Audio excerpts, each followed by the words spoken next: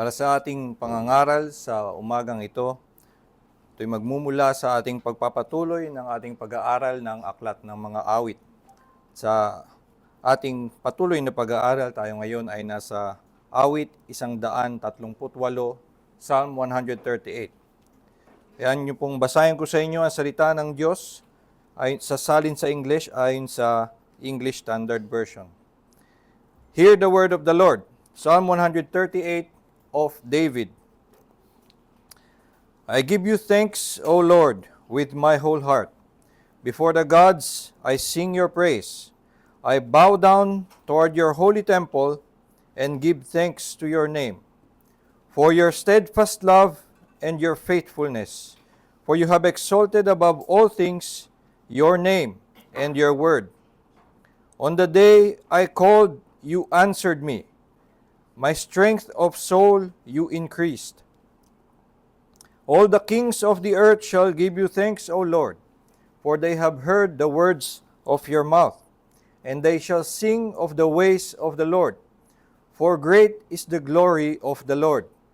For though the Lord is high, he regards the lowly, but the haughty he knows from afar. Though I walk in the midst of trouble, you preserve my life. You stretch out your hand against the wrath of my enemies, and your right hand delivers me. The Lord will fulfill his purpose for me. Your steadfast love, O Lord, endures forever. Do not forsake the work of your hands. Pagpalain nawa ng Diyos ang pagkabasa ng kanyang salita. Tayo po ay sandaling manalangin. Ama naming Diyos, sa oras na ito, kami ay titipon at na may paghahangad na mula sa iyong salita, kami muli ay maliwanagan ng inyong katotohanan, kung sino ka, kung ano ang inyong kalooban para sa amin, at anong dakilang biyaya ang pinagkaloob mo sa pamamagitan ni Hesukristo. Dalangin nga namin na samahan niyo kami sa pamamagitan ng inyong banal na Espiritu at buksan ang aming mga puso upang sa aming pakikinig ng inyong salita ay aming masilayan ang tunay na kaluwalhatian ng inyong biyaya sa mukha ni Hesukristo. Ito po ang aming dalangin sa pangalan ni Jesus. Amen.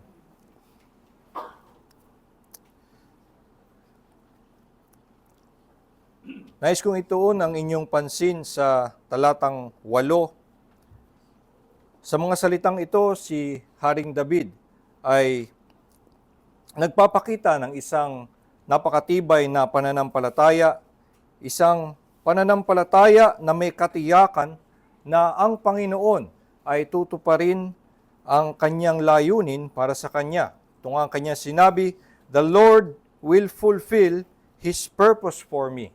Itong ganitong pagpapahayag ay nagmumula sa isang kasiguraduhan na sa gitna ng kanyang mga pinagdadaanan at bagamat merong mga sagabal at merong mga kaaway na hahadlang sa kanya at maging sa kabila ng kanyang sariling kahinaan at mga kakulangan, ay ang Panginoon ang kikilos upang tuparin niya ang kanyang layunin para sa kanya. At ito'y malinaw na kanyang niyayakap bilang isang mabuting balita para sa kanyang sarili, isang kinagagalak niyang katotohanan that the Lord will fulfill His purpose for me. At kung ang mga salitang ito ay kinasihan ng banal na Espiritu upang ito ay umabot sa atin, dalhin sa bayan ng Diyos upang maging bahagi ng kanilang pagsamba at sa atin din na mga mananampalataya ay ito'y maging ating awit, maging laman ng ating puso, ay malinaw na layunin nga ng banal na Espiritu na tayo ay magkaroon ng ganito ding katiyakan. Magkaroon ng tulad ni David, isang pananampalataya na may matibay na katiyakan na the Lord will fulfill His purpose for us. At ito ang mensahe na nais kong dalhin sa umagang ito. Ang mga mananampalataya ay may kasiguraduhan na ang Panginoon ay tutuparin ang kanyang dakilang layuning pagliligtas para sa kanila. Ang mga mananampalataya ay may kasiguraduhan na tutuparin ng Panginoon ang kanyang layuning pagliligtas para sa kanila. nililinaw ko doon na ang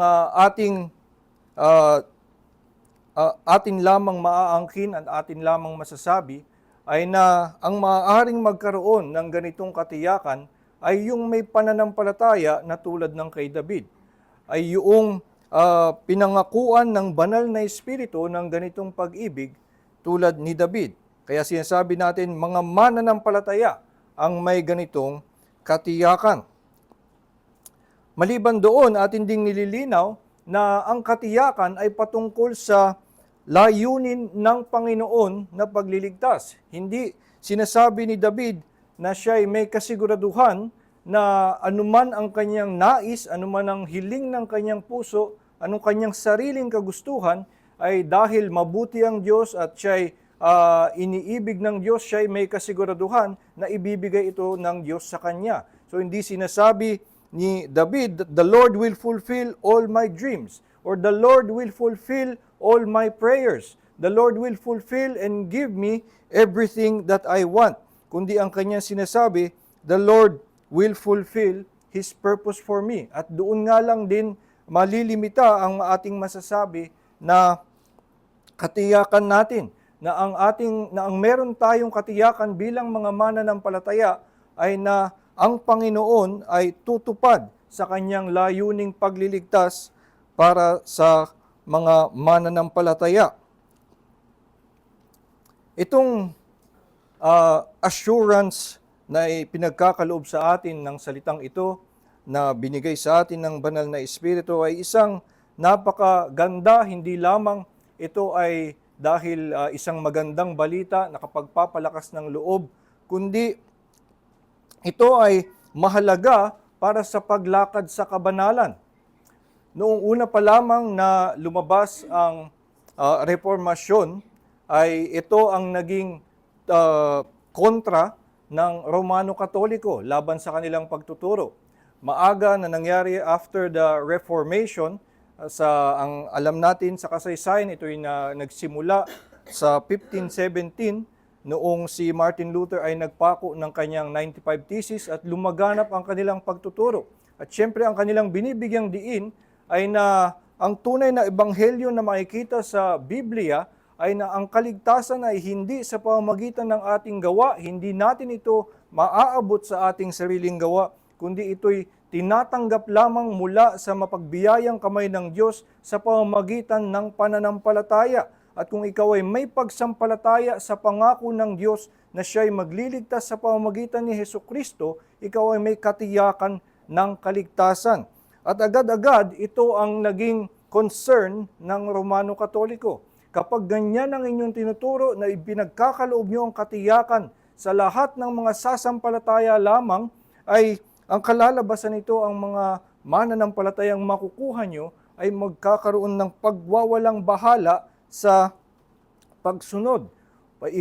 Magkakaroon sila ng pagwawalang bahala sa kabanalan. Ito makikita natin nung nangyari ang Reformation 1517, lumabas ang Council of Trent ng 1547 at sa kanilang statements against the teachings of Reformation of justification ay yun mismo ang kanilang mga sinasabi na itong ganyang katuruan ay magdadala lamang sa pagiging malamig sa kabanalan at kaya nga sunod-sunod na kanilang sinasabi, let him be anathema. Kung merong magsabi na ang pag-aaring ganap, justification is by faith alone, let him be anathema. Ito ay sunod-sunod na kanilang binigyan ng ganong deklarasyon dahil nga sa kanilang paningin, ang ganitong pagtuturo ng katiyakan ng kaligtasan ay magdadala lamang sa katamaran. At kaya, ang kanilang pananaw ay dapat na ang katiyakan sa kaligtasan ay isipin nating makukuha lamang kung ito ay ibulong sa iyo direkta ng banal na Espiritu. By special revelation lamang ito nakakamit. At yung lahat ng iba na hindi naman nakakausap ng banal na Espiritu ay hindi maaaring mag-angkin ng ganong kasiguraduhan. At maliban doon, ang lahat ay habang hindi ka nga sigurado at hindi sila pinatotohanan ng banal na Espiritu na sila'y ligtas, kaya't sila'y mapupunta sa purgatorio at kailangan ang panalangin at salapi ng iglesia para sila ay maiahon mula sa purgatorio at sila ay madala sa langit. At kaya nga, hindi tiyak kasama sa scheme ng Roman Catholic teaching na hindi maaaring maging tiyak sa kaligtasan at lalo na hindi ka makakakamit ng katiyakan ng kaligtasan mula lamang sa pananampalataya. Kailangan, maliban pa sa gawa, kailangan itong ipagkaloob lamang mula sa langit. Ito'y ilahad sa iglesia, at kaya magkakaroon pa ng later on kapag ikaw ay pumanaw na, saka pa lang nila malalaman kung ikaw ba ay isang santo na nasa langit na. So ito ang katuruan na dahil nga sila'y hindi nakikita na ang assurance ay nakakatulong sa kabanalan, ito'y kanilang dinideny.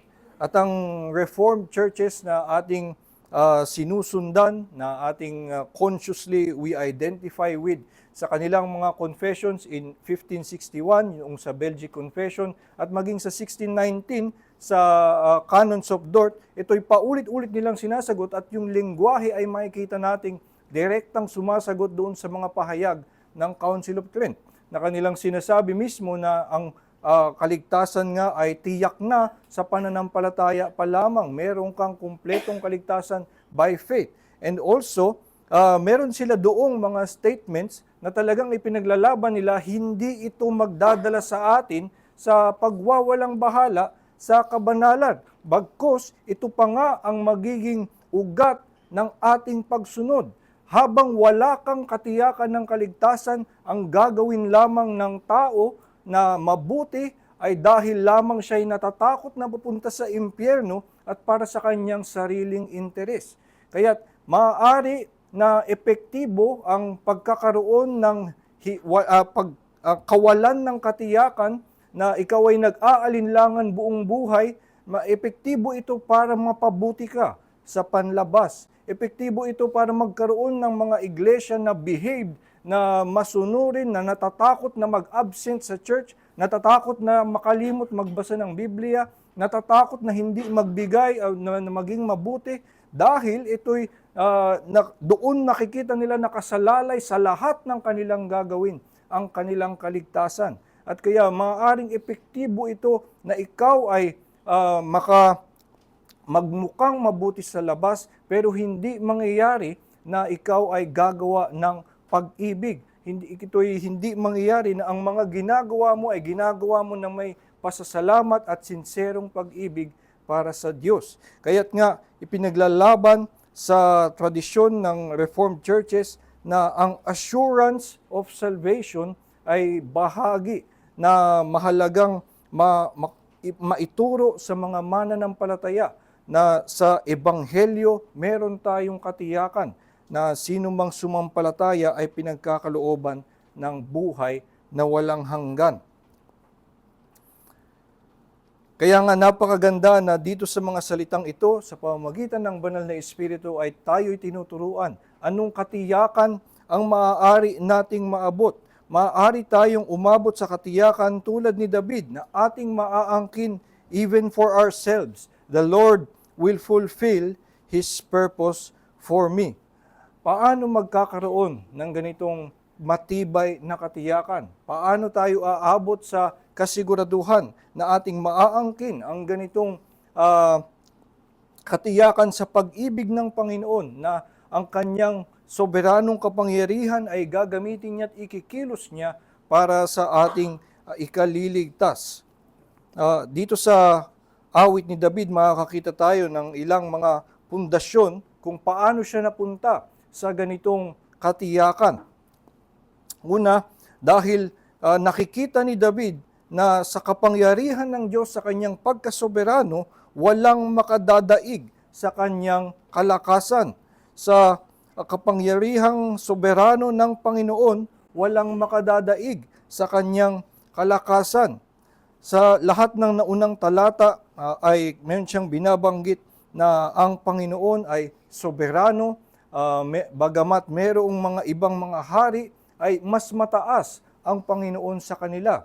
At siya din mismo ay isang hari na makapangyarihan at ang lahat ng buong bayang Israel ay nasa ilalim niya at kailangang sumunod sa kanya. Ngunit nakikita niya na ang Panginoon ay mas malayo at mas mataas kaysa sa kanya. Kaya nga, pagdating sa talatang 7, sabi niya, "Though I walk in the midst of trouble, you preserve my life. You stretch out your hand against the wrath of my enemies, and your right hand delivers me." At kaya niya siya susunod sa talatang 8, "The Lord will fulfill His purpose for me." Ikita niya na kahit na magkaroon pa siya ng madaming mga kaaway at silang lahat ay magtulong-tulong sa kanilang galit laban sa akin, ang kamay ng Panginoon ay magliligtas sa akin. Your right hand delivers me, though I walk in the midst of trouble. Kaya kaya niyang sabihin, dahil siya'y tiyak na ang kalakasan ng Panginoon ay hindi madadaig ninuman, the Lord will fulfill His purpose for me. Itong ganitong dahilan na ang Panginoon ay soberano, ay makikita nating paulit-ulit na ginagamit sa banal na kasulatan bilang nga na pundasyon ng katiyakan ng mga mananampalataya. Ito nga mismo ang lengguwahe na makikita natin kay Jesus mismo. Sabi ni Jesus sa John chapter 10 mula talatang 27 na, "My sheep hear my voice, and I know them and they follow me. I know them, I give them eternal life, and they will never perish. No one can snatch them out of my hand."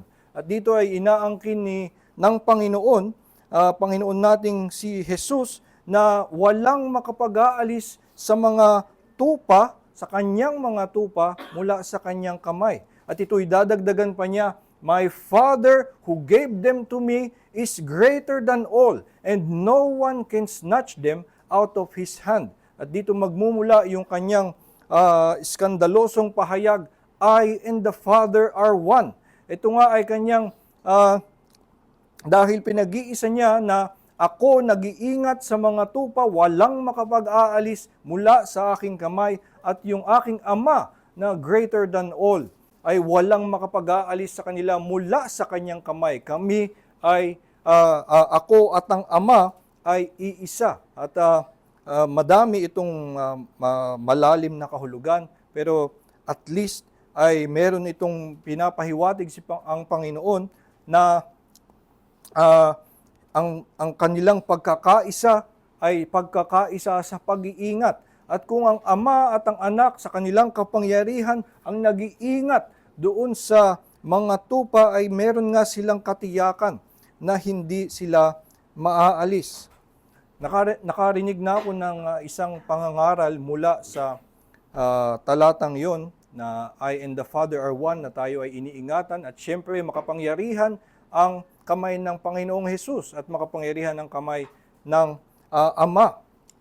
At syempre dahil yun mismo ang sinasabi ni Jesus, ay hindi nila maitatanggi na kanyang sinasabi at inaangkin, "Sa aking kamay ay walang makapag-aalis." Pero sabi niya, dahil siya yumayakap sa katuruan na lihis sa Reformed teaching, ay kanyang sinabi na, pero ang mga mananampalataya ay maaaring kusang umalis. So, ikaw ay hindi maaalis ninuman, pero ikaw ay may kakayanan na umalis. At ang kanyang pinagbabasihan at ang kanyang naging argumento ay dahil daw, makikita natin sa parable of the prodigal son, na yung prodigal son ay nandun na, ligtas na siya doon sa simula. Nandun na siya kasama, kapiling ng kanyang ama, pero sa kanyang sariling desisyon, siya'y lumayo. At paano pa ang ginawa nung ama doon sa parable, ay siya'y hinayaan lamang na umalis at hinintay na bumalik. Dahil ang kailangang magpasya ay yung daw prodigal son. Ngayon ito ay parang merong pundasyon dahil mula din sa salita ng Panginoong Hesukristo at isang kilalang parabola. Ngunit ito ay umaalis doon sa orihinal na intensyon at malinaw na gustong iparating ni Hesukristo sa pamamagitan ng parabola. Ay una makikita natin at kailangan nating tandaan na yung parabola na yon ay binigay lamang ni Jesus bilang tugon sa isang akusasyon ng mga tao sa kanyang paligid. Mabasa natin ito sa Luke 15 na merong nagsasabi ang taong ito, si Jesus, ay sumasama sa mga makasalanan. Siya'y nakikikain kasama ng mga kasalanan. At kaya siya nagkwento, actually hindi pa nga ng parable of the prodigal son. Nagkwento siya ng 3 parabola at ito'y sa lahat ng parabola na yun, ang kanyang binibigyang diin ay nagagalak ang Panginoon sa pagbabalik ng makasalanan. At yun ang katuruan na dapat na titingnan natin sa mga parabolang ito. At dahil sila ay mga parabola, hindi dapat natin dito ipinagkakasya ang ating pagtingin sa Diyos. Ito ay mga analogy na nagbibigay lamang ng bahagi para tayo maliwanagan sa ilang bahagi ng katangian ng Diyos. At maliban pa doon, kung titignan natin, bago umabot si Jesus doon sa parable of the prodigal son, ang kanyang unang kwento ay yung parable of the lost sheep. At ito ay may iba doon sa kanyang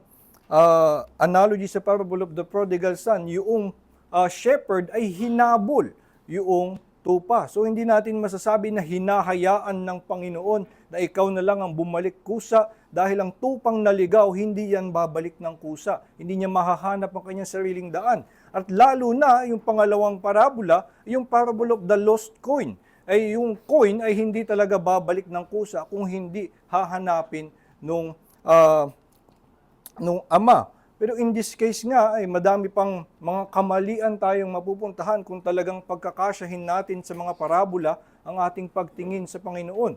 Ang Panginoon ba ay nakakawala ng barya? Ganun ba ang tingin natin sa Kanya? So hindi dapat tayo ganito mag-interpret ng mga parabola, kundi doon sa mga Kanyang pahayag na malinaw niyang sinasabi, hindi siya makawawala ng sino man dahil walang makaaalis sa kanyang kamay, ay hindi dapat na ipilit na ikaw ang kusang pwedeng makaalis. Kundi sinasabi pa mismo ng Panginoon, hahabulin ka niya. At ito nga ang mismong sinabi sa Psalm 23, the Lord is my shepherd. Sa kahulihan ng kanyang katiyakan ay na surely goodness and mercy will follow me all the days of my life.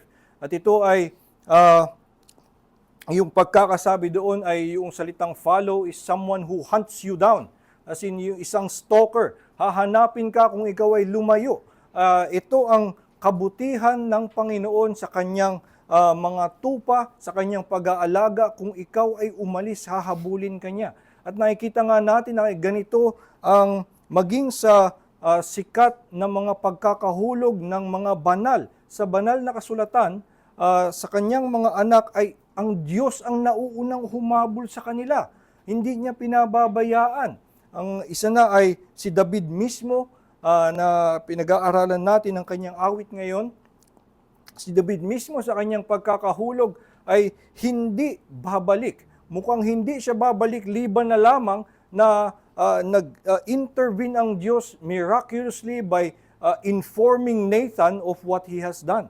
Ito ay pinagtakpan ng maigi ni David pagkatapos niyang mangulunya ay dahil nabuntis yung babae ay siya'y pumatay. Ito ang diretso na si David ay nagpapatuloy lamang sa kanyang kasalanan at mukhang wala siya at all na direksyon na magbalik sa Panginoon at kailangang siya ang habulin. At kaya nga doon mismo ay nakikita natin kung paano ang pag-ibig ng Panginoon. Siya ang nauunang humabol sa iyo. At yung isa pang halimbawa palagi ay si Pedro. Si Pedro na sinabihan na mismo na tatalikod ka sa akin, ikakatuwa mo ako sa harap ng marami.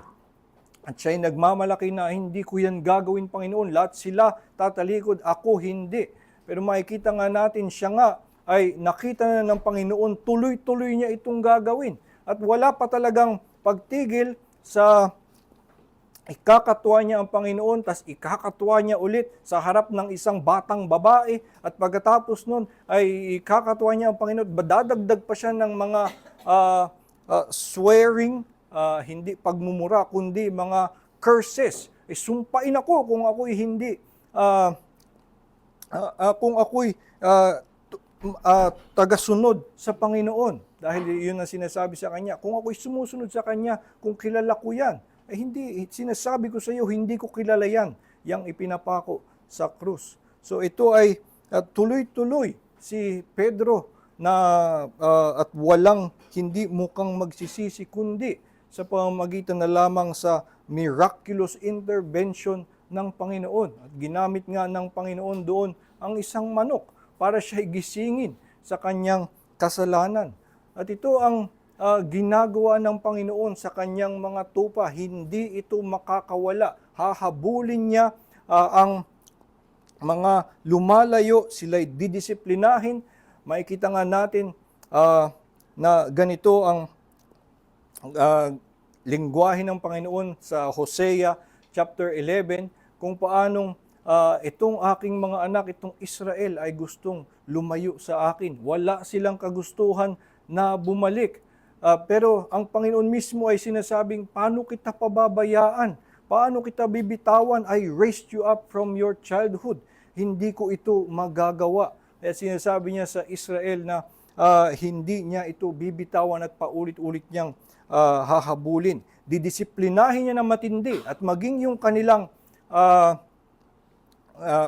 pinagdaanan na sila'y maalipin sa ibang bayan ay pamamaraan ng Diyos para sila'y manatili sa kanilang pananampalataya. Yung lahat ng remnant na gustong ingatan ng Panginoon ay kanyang kinikilos, maging ang yung pananakop sa kanila, kasangkapan para sila'y bumalik sa pananampalataya.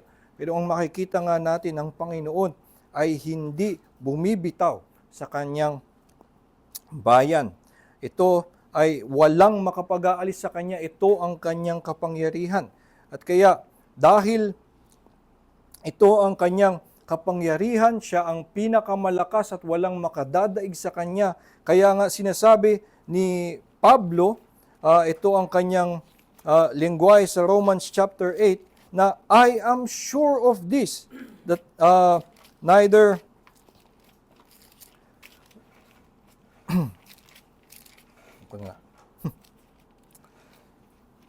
oops, yeah. Sabi niya, magsimula tayo sa 31, what then shall we say to these things? If God is for us, who can be against us? Sino pa ang makakalaban sa atin kung ang Panginoon na ang nasa ating panig? Sabi niya sa talatang 33, who shall bring any charge against God's elect? It is God who justifies. Sinong magbabaliktad nun? Sinong mas mataas sa kanyang hukom kung siya ang nagbigay na nung hatol na ang kanyang mga hinirang ay kanyang pinawalang sala? Kaya't sabi niya sa 37, in all these things we are more than conquerors through Him who loved us. For I am sure that neither death, nor life, nor angels, nor rulers, nor things present, nor things to come, nor powers, nor height, nor depth, nor anything else in all creation will be able to separate us from the love of God in Christ Jesus our Lord. At kaya nga, merong matibay na katiyakan ang mga mananampalataya dahil ang Panginoon ay hindi madadaig sa kanyang kalakasan, at kung kanyang iniibig ang nailigtas, maging ang mga makasalanan, hindi ito mapipigilan. Ngunit ito nga ang maaaring maging tanong, at kung ang alam lamang natin tungkol sa Diyos ay na siya'y soberano at makapangyarihan, ay baka hindi pa rin tayo magkaroon ng buong katiyakan. Dahil kung siya'y soberano at makapangyarihan, at kung kanyang naisin na tayo ay ibaon sa impyerno, ay wala ding makakadaig sa kanya. Dahil nga siya ay soberano at siyang pinaka makapangyarihan. Pero kaya nga, kailangan ng karagdagang kaalaman tungkol sa Panginoon na kanyang ipahayag at sabihin mismo na ang kanyang layunin ay iligtas ka. At kung ito ay kanya nang ipinangako, ito ay kanyang sinabi at inangkin kang kanya na kanyang iniibig, meron kang katiyakan na ito ay isang pag-ibig na pangwalang hanggan. At ito nga ang pangalawang pundasyon na pinanggagalingan ng katiyakan ni David. Maliban sa ang Panginoon ang makapangyarihan na hindi madadaig ang kanyang kalakasan, ang kanyang pag-ibig ay hindi natatapos. Ito ang kanyang lingwahe sa talatang 8, "The Lord will fulfill His purpose for me. Your steadfast love, O Lord, endures forever." So walang hanggan ang kanyang pag-ibig. At dahil kung ito'y pagsamahin na ang Panginoon ay hindi madadaig sa kanyang kalakasan at walang hanggan ang kanyang pag-ibig, kaya ka magkakaroon ng lubos na katiyakan na ang Panginoon ay tutuparin ang kanyang layuning pagliligtas sa mga mananampalataya. Sinasabi si David sa talatang 6, "Though the Lord is high, He regards the lowly, but the haughty He knows from afar." At dito nga makikita natin kung sino ang tinutukoy na kanyang mga iniibig. Ang paglalarawan ay ito'y madalas na gamitin sa lingwahe ni David at maging sa ibang kasulatan sa Lumang Tipan ay the lowly. The Lord is high, but He regards the lowly.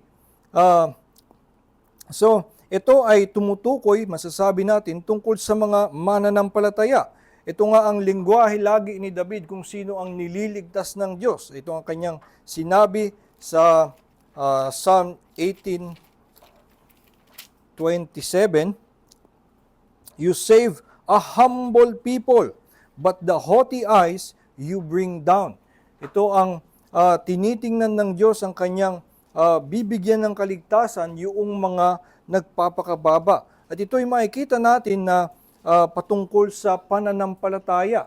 Ang mga taong kumilala na sila'y hindi makatatayo sa kanilang sarili, na sila'y walang katuwiran na maihaharap sa hukom ng Panginoon, sila ay magpapakababa sa kanyang harapan at tatawag lamang at aasa lamang sa kanyang biyaya na sila ay iligtas. Kaya't itong mga lowly ay sila ang mga sumasampalataya at umaasa sa biyaya lamang ng Panginoon na sila ay iligtas. Kaya nga doon sa Habakuk 2:4, yung pinanggagalingan ng katuruan ni Pablo, the righteous shall live by faith, ito ay sinasalungat kung sino man ang mga righteous who live by faith, ang salungat nito ay mga taong nagmamataas. "Behold, his soul is puffed up, but my righteous one shall live by faith." Ang pagmamataas ay dahil tingin nila sa kanilang sarili ay sila ang haharap sa katuwiran ng Diyos, ang kanilang sariling katuwiran, ang kanilang ipapakita sa harap ng batas ng Diyos, at tingin nila hindi naman ganun kabanal ang hinihingi ng iyong batas, kaya ko yang gampanan ng aking sarili, kaya't sila ay tumatayo sa kanilang sariling paa.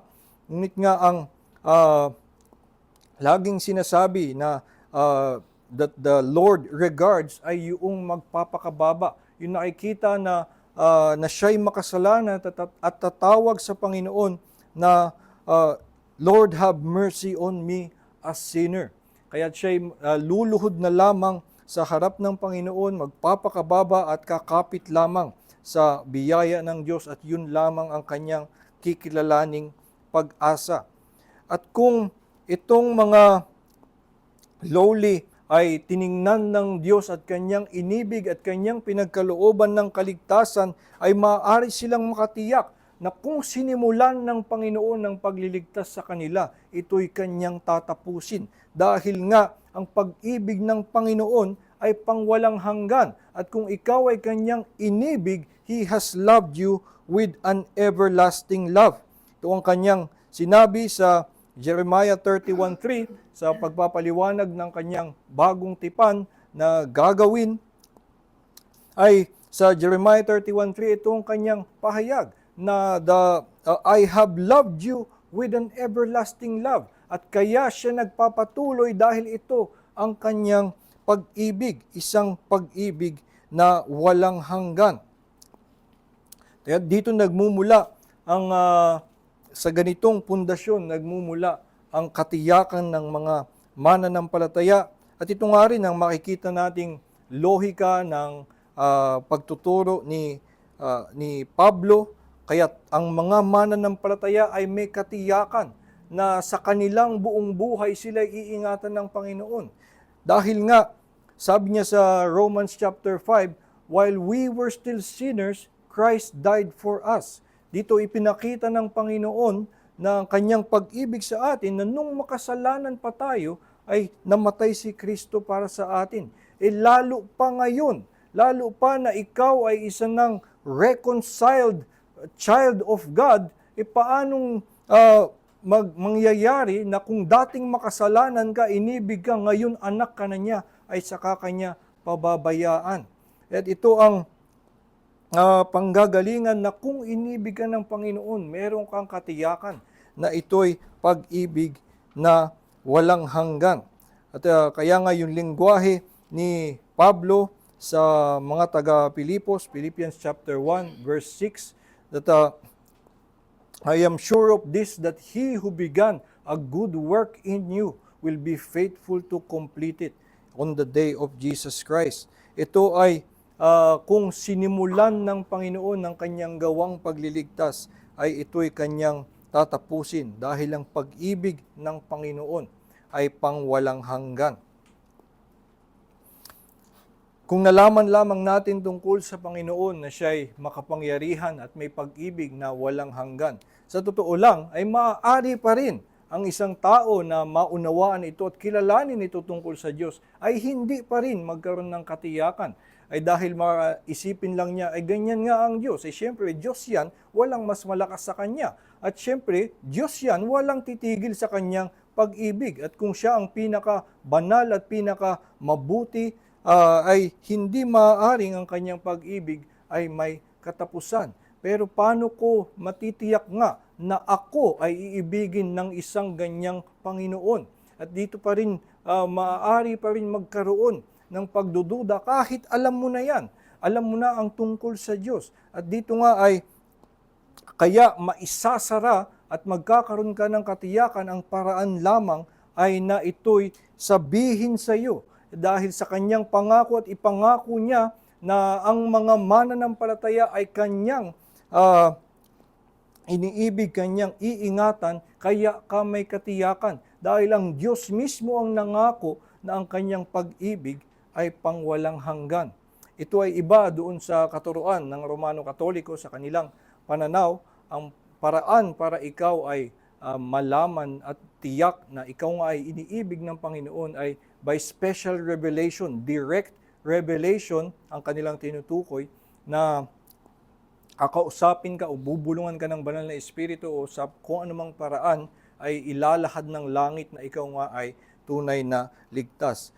Pero masasabi nga natin, ito nga ay inilahad na ng langit at inahayag na ng banal na Espiritu sa pamamagitan ng pangangaral ng Ebanghelyo. Ang sino mang sumampalataya sa anak na isinugo ng Diyos Ama ay siyang siguradong ay pagkakalooban ng buhay na walang hanggan. Ito ang pangako ng Diyos Ama sa pamamagitan ng anak, at ito'y pinatutuhanan ng banal na Espiritu. At hindi na kailangan ng isang direct special revelation sapagkat sinasabi na mismo sa pangangaral ng kanyang salita ng Diyos, sa pangangaral ng banal na salita, na ito ang kanyang pangako sa kanyang biyaya. Sino mang sumampalataya sa isinugong anak, na ito ang kanyang magiging katwiran, na siya'y makakatanggap ng kapatawaran. Siya ay may katiyakan ng kaligtasan at buhay na walang hanggan. Kaya ganito ang sinasabi ni Jesus, I give them eternal life and no one can snatch them out of my hand. Or dun sa John chapter 6 na lahat ng ibinigay sa akin ay lalapit sa akin. At sino mang lumapit sa akin kailanman ay hindi ko itatakwil.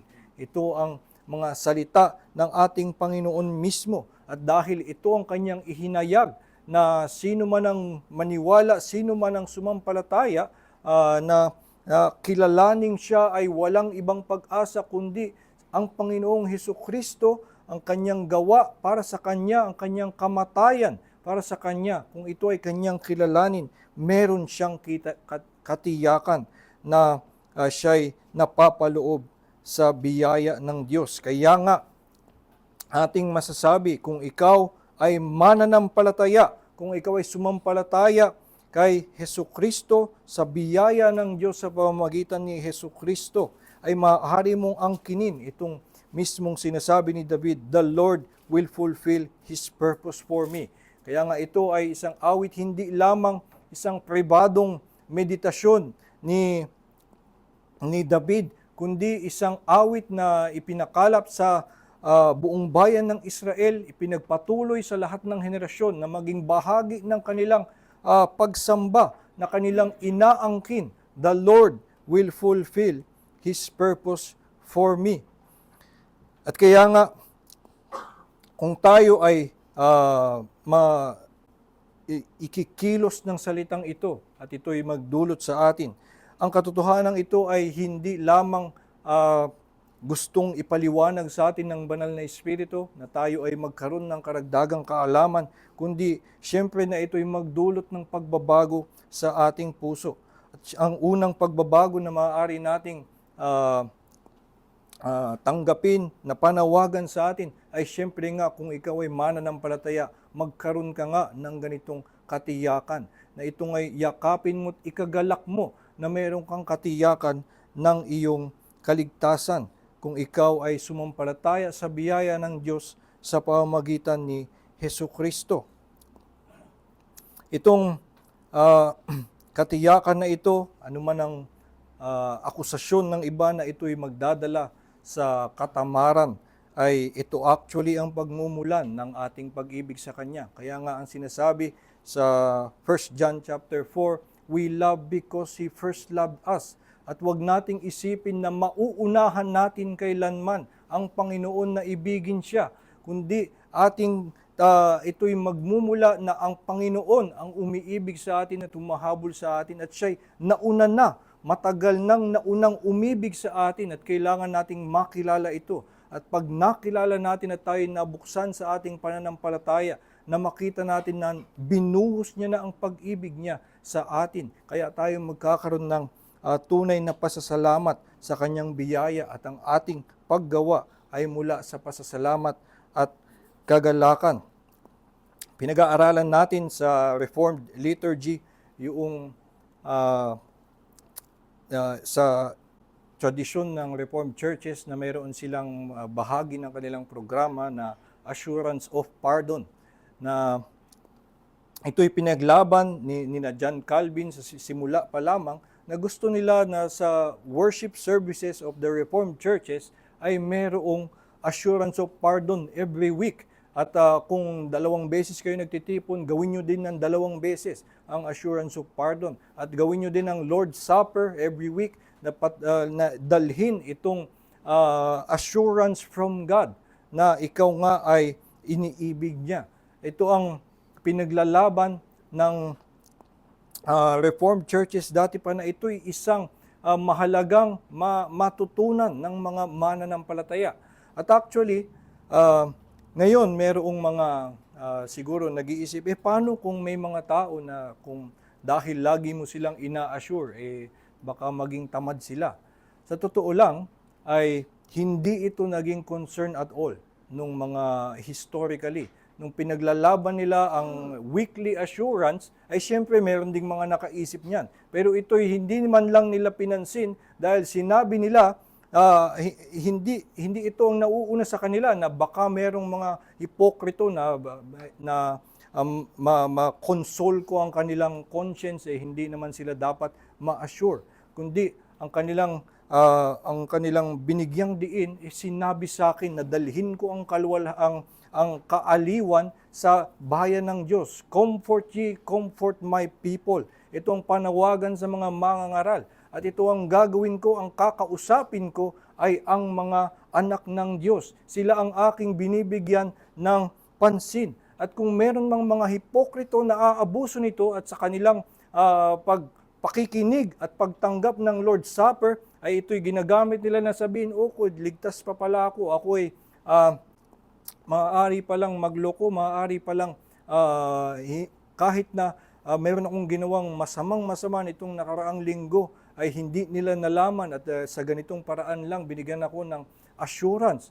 So, hindi pala, makakawala pala ako sa aking kasalanan. Kung ito ang iyong pag-iisip at ito'y inabuso mo, at sabi nga ni Pablo, you eat and drink judgment to yourself.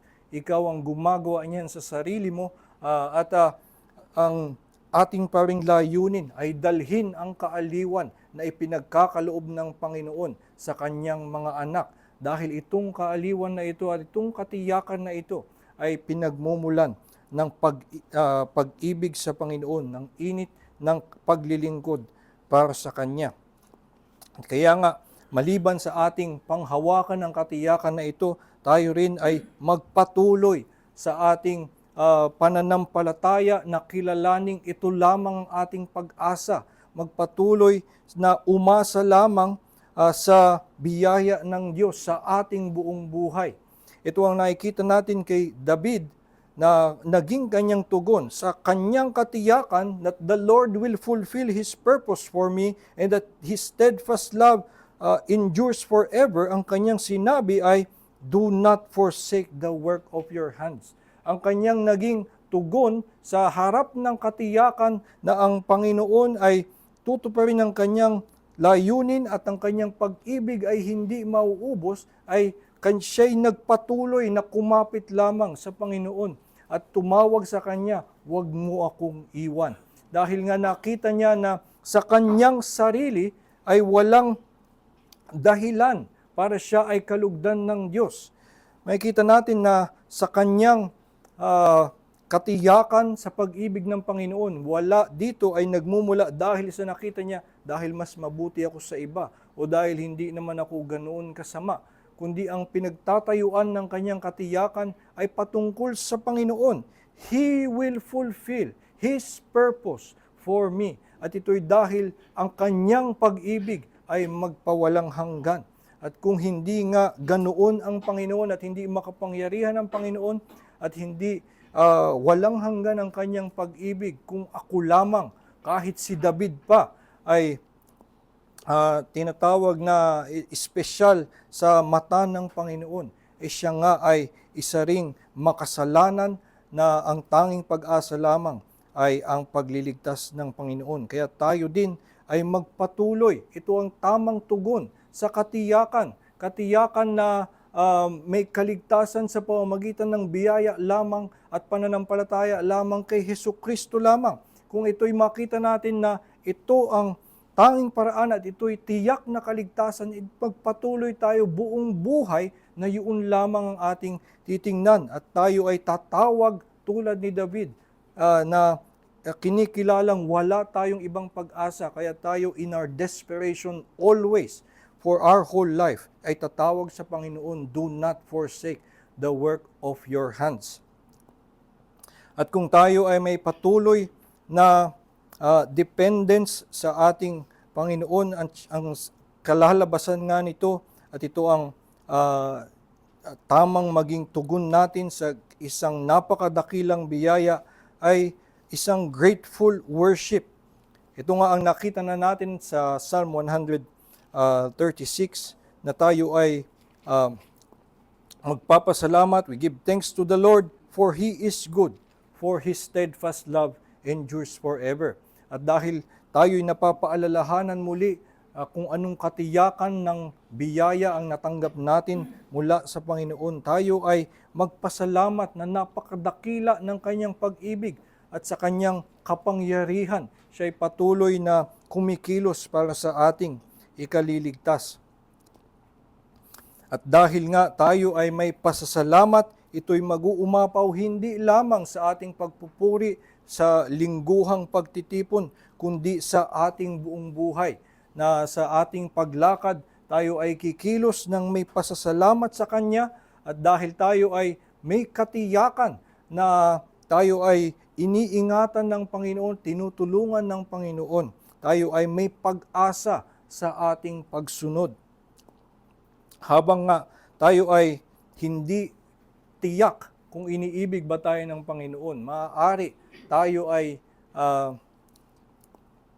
ay gumawa ng mga mabubuti, ng mga what can be outwardly conforming to the law of God, at maaaring ito ay with benefit to others, at ito ay maaaring commendable to others, at actually even to Christians ay kapag tumitingin tayo sa mga hindi mananampalataya na merong self-sacrifice at meron silang pagtulong sa kanilang kapwa, ito ay very commendable. Pero habang sa lahat ng iyon ay hindi mo pa nauunawaan na sa biyaya ng Diyos mayroong pagtanggap sa iyo sa pamamagitan ni Hesukristo, ang lahat ng iyong pagsunod ay hindi tiyak, hindi ka sigurado kung ito ba'y tatanggapin.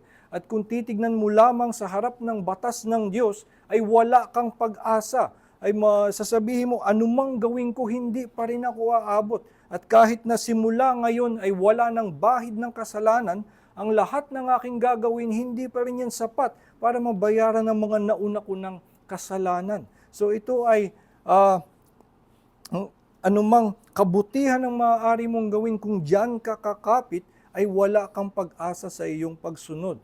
Ngunit kung sa biyaya ng Diyos maunawaan mo na sa pamamagitan ni Hesukristo, ay ibinihis na sa iyo ang katwiran ni Hesukristo at ikaw ay makatitindig sa kanyang harapan, ay meron kang pag-asa na kumilos, meron kang pag-asa na ang iyong mga pagsunod, ito man ay may pagkukulang, ito man ay may kahinaan, dahil sa biyaya ng Diyos, meron kang pag-asa na ito ay may patutunguhan. At kaya nga ito ang lingwahe ni Pablo, una sa Philippians 2:12, work out your salvation with fear and trembling, for God is at work in you, both to will and to work for His good pleasure. Dahil alam mo na meron kang kaligtasan at kumikilos ang Panginoon sa iyong puso. Dahil alam mo na kumikilos ka, work it out. Work out that salvation. Nasa iyo na ang kaligtasan na dito'y mag-umapaw sa iyo palabas.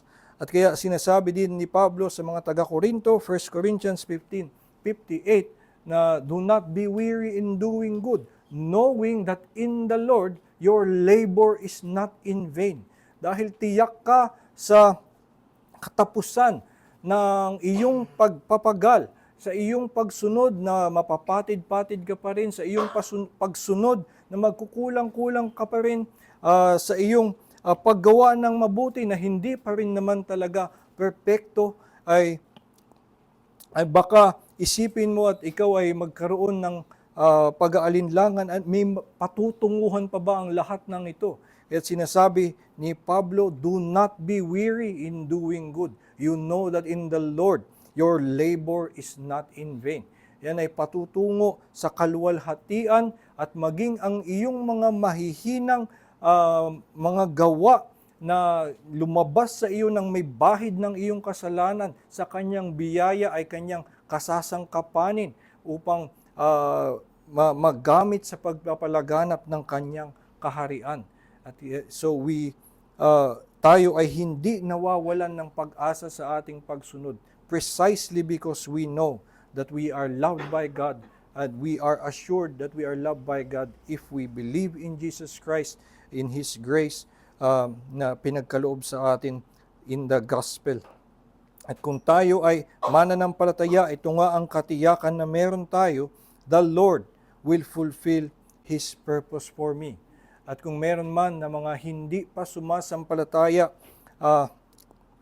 kay Hesukristo sa biyaya ng Diyos sa Ebanghelyo, ay ito nga ang aming binabahagi sa inyo.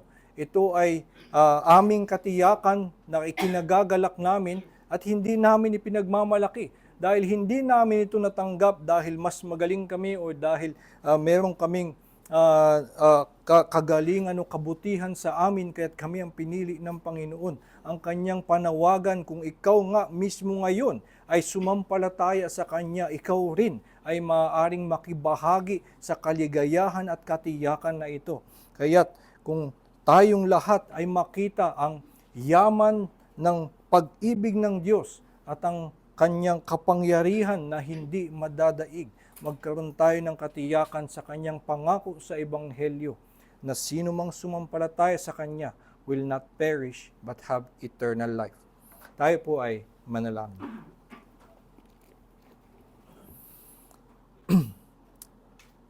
Ama naming Diyos, kami nagpapasalamat sa inyong salita na muli ay nagtuturo sa amin kung anong katiyakan ang meron kami sa inyong pag-ibig. Lalo na ikaw ang Diyos na makapangyarihan na walang makadadaig sa iyong kalakasan at walang makauubos sa iyong pag-ibig. Sa aming ang kahinaan, Panginoon, ay minsan natutuon namin ang aming pansin sa aming sariling mga kahinaan, sa aming kasalanan at nagkakaroon kami ng pagdududa at pag-iisip na ang aming kasalanan ay higit sa iyong pag-ibig. Ang aming kasalanan ay mas makapangyarihan sa iyong kalakasan na para bang ikaw ay mauubusan ng kapatawaran para sa amin. Nagpasalamat nga kami, Panginoon, sa iyong paalaala na ikaw ang Diyos na makapangyarihan at Diyos na may tapat sa iyong pag-ibig. At ang katotohanan ito ay hindi namin tinitingnan na isang pag-encourage sa amin na kami nga ay maaaring magpatuloy sa aming mga kamalian, maaaring walang bahala sa pagsunod sa iyo, kundi nakikita namin anong yaman ng biyaya ang ipinagkaloob mo sa amin at dahil sa pagkamangha namin sa iyong kabutihan ay nalalayo sa aming isipan na gumawa ng kasamaan. Lalo kaming nabibigyan ng kaligayahan, ng lakas ng loob at ng takot na gumawa ng kamalian sa iyo. At kami nabibigyan ng lakas ng loob na sumunod sa iyong kalooban.